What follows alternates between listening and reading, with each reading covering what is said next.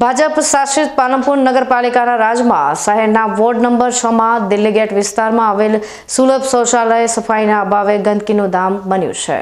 ત્યારે વારંવારની રજૂઆતો તંત્રના બહેરા કાને અથડાઈને પરત ફરતા આજે વેપારીઓએ ભારે આક્રોશ ઠાલવતા શાસકો સામે ફિટકારની લાગણી વરસાવી હતી। પાલનપુરના હાર્દસમાં દિલ્હી ગેટ વિસ્તારમાં સુલભ શૌચાલય આવેલું છે, જે શૌચાલયમાં સફાઈ થતી ન હોય શૌચાલય સહિત આસપાસ ગંદકીનું સામ્રાજ્ય પ્રવર્તી રહ્યું છે, જેને લઈને સ્થાનિક વેપારીઓ દ્વારા પાલિકા તંત્રને અવારનવાર રજૂઆત કરવા છતાં વેપારીઓની રજૂઆત બહેરા કાને અથડાઈને પરત ફરતા વેપારીઓ ત્રાહિમામ પોકારી ઉઠ્યા છે। બનાસકાંઠા જિલ્લાનું મુખ્ય મથક પાલનપુર શહેર આખા શહેરની અંદર ગંદકીથી બદબદે છે, કોઈ જગ્યાએ સફાઈ થતી નથી। અને આ દિલ્હી ગેટ વિસ્તારમાં અમે છીએ વેપારી મિત્ર મંડળ બધા અહીંયા રોજ રજૂઆત કરીએ છીએ, પણ કોઈ એનું નિરાકરણ આવતું નથી।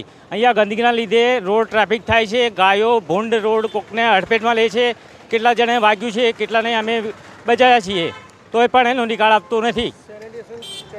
સેનેટરી ચેરમેન ભાઈ અહીંના જ છે, આ વોર્ડના જ છે, છતાં પણ કોઈ દિવસ અમે એમને ફોન કરીએ પણ કે આ આવશે આ આવશે। આજે પેલી ગાડી ખરાબ થઈ ગઈ, આજે બે માણસો નથી આ એવું કરીને અમે ચલાવી રાખે છે, પણ બે દિવસથી આજે કચરો ઉપડતો નથી।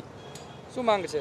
આમાં કચરો સ્ટેન્ડ જ બંધ કરવું જોઈએ। અમે રજૂઆત બી કરી નગરપાલિકામાં જઈને એમ કે અમે બાંયધરી આપી કે અમે એમનો નિરાકરણ લાવશું। અમે એમને રસ્તો બી બતાવ્યો કે આગળ જગ્યા છે, જે અંદર લઈ લેશો તો રોડ ઉપર કચરો નહીં રહે, પણ એમને કશું કોઈ લેવા દેવા જ નહીં કે થઈ જશે, કોઈ રસ લેતા જ નથી એના માટે। દિલ્હી ગેટ ચોકમાં ગંદકીને કારણે ગાયો ભૂંડ સહિતના પશુઓ પણ અહીં અડીંગો જમાવી બેસતા હોય રાહદારીઓ અને વાહન ચાલકોને અડફેટે લઈ રહ્યા છે।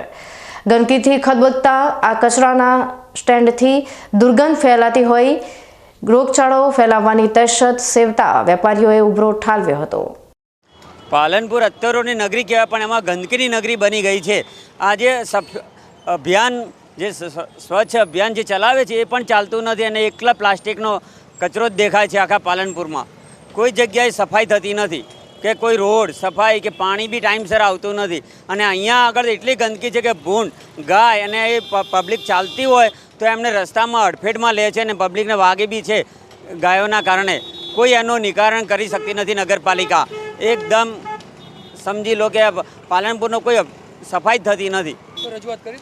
હા, રજૂઆત કરી હતી નગરપાલિકામાં 3 થી 4 વખત, પણ કોઈ એનું નિવારણ લાયા નથી।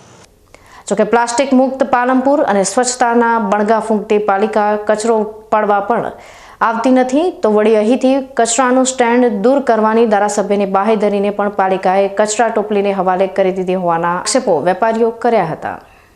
આ દિલ્હી ગેટ ચોક પાલનપુરનો મેન એરિયા છે, ભર બજાર છે, અને અહીંયા મેન ચોકની અંદર જેટલી ગંદકી છે છેલ્લા 3 દિવસથી નગરપાલિકા કચરો ઉપાડતી નથી। વારંવાર રજૂઆત કરતા છતાં આનો કોઈ નિરાકરણ નથી। પ્રમુખ સાહેબને મેસેજ કરેલ છે, ફોટા પાડીને મોકલેલ છે, તો આનો કોઈ રિપ્લાય નથી, પ્રમુખ કોઈ જવાબ આપતા નથી। હવે આ મેન એરિયા છે અને વેપારીઓ પરેશાન છે, વેપારીઓ ચારે બાજુ બધા પડેલી ગંદકી ત્રાસથી કંટાળી ગયા છે, વેપાર કરી શકતા નથી।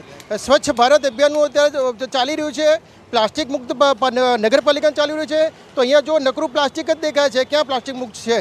અને આ બધું કરવા છતાં પણ અહીંયા કોઈ એનું કોઈ નિરાકરણ થતું નથી।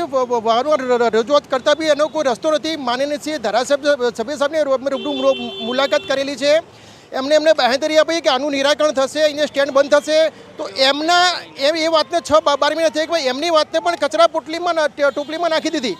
આવા નગરપાલિકાના સત્તાધીશો છે, આંધળા થઈને બેઠા છે, એ લોકો એસીમાં બેસે છે, આમ પબ્લિક બિચારી ગંદકીમાં મરી રહી છે।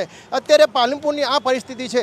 એક બાજુ વેપારીઓ સહિત પ્રજાજનો સફાઈ થતી ન હોવાની ફરિયાદો કરી રહ્યા છે, ત્યારે પાલનપુરમાં સફાઈના મુદ્દે કચરા કૌભાંડ આચરાયું હોવાના આક્ષેપો સાથે પાલિકાના પૂર્વ પ્રમુખ અમૃત દાઢી પણ મેદાનમાં આવ્યા છે। તેઓએ પાલિકા પ્રમુખ ચિમનલાલ સોલંકીને પ્રમુખ પદેથી દૂર કરવા લેખિત ફરિયાદ કરતા ચકચાર મચી ગઈ છે।